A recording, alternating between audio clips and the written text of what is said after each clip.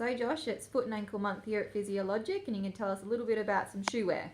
Yeah, sure. Thanks, Jess. So, I want to talk to you guys a little bit about shoe wear today and try and give you some useful tips about how you can select a good shoe for your foot and a few other little things to look for when you're going to purchase shoe wear. Okay, so what type of shoe should I buy then? Well, ultimately that really depends on the sport or the activity that you're going to be doing. Like running shoes are built very differently to multi-purpose shoes or cross trainers, if you like. And they're built very differently to grass sport shoes, which are going to have more traction on the sole so that you can grip more readily. And they'll be very different to gym shoes or shoes that you would do other sports in. So I would say you need to decide first of all what activities are you mostly doing, and that would be the first step. And then how do I know what type of foot I have? Okay, so yeah, as I said, certain types of shoes will be more suited to certain sports, but there will be also shoes that are more suited to your foot. So you need to find out what sort of foot you've got.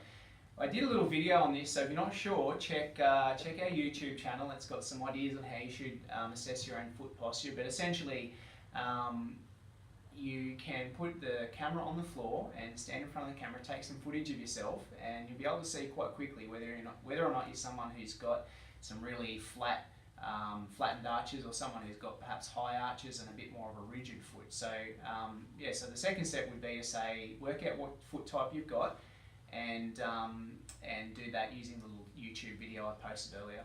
And then once I've worked out I've got a flat foot, is there a particular shoe that will be better for me?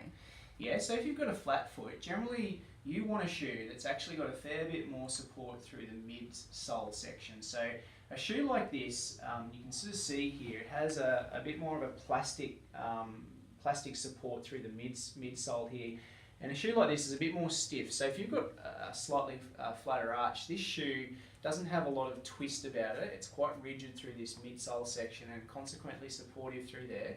It flexes only in the one spot, right where your forefoot bends, and so it doesn't allow a lot of movement for a foot that's a bit weaker or a flat foot.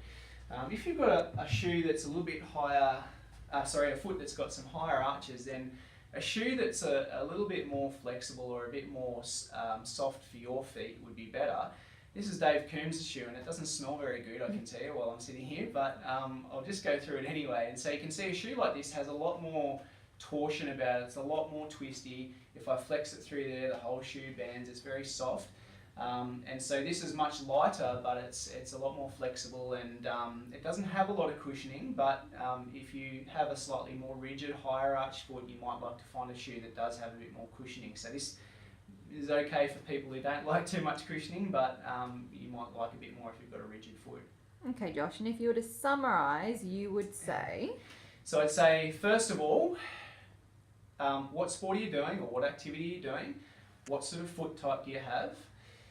Then select your shoe based around that, and you've got the two types of trade-offs, either one, stability, or two, cushioning and flexibility. And then go select your shoe. Most good shoe stores will actually be able to give you some really good advice about this. So, but if you can educate yourself a little bit and know a bit about what you're after, that'll help. And it's Foot and Ankle Month here at Physiologic, so tell us about the promo we've got. Yeah, so we've got a monthly promo going at the moment for July, and it's foot and ankles. If you come in with a foot and ankle condition in the month of July, we'll do a gap-free initial consult. So all you have to do is swipe your private healthcare card, and we won't charge you a gap for the month of July. Great, thanks Josh. Thanks.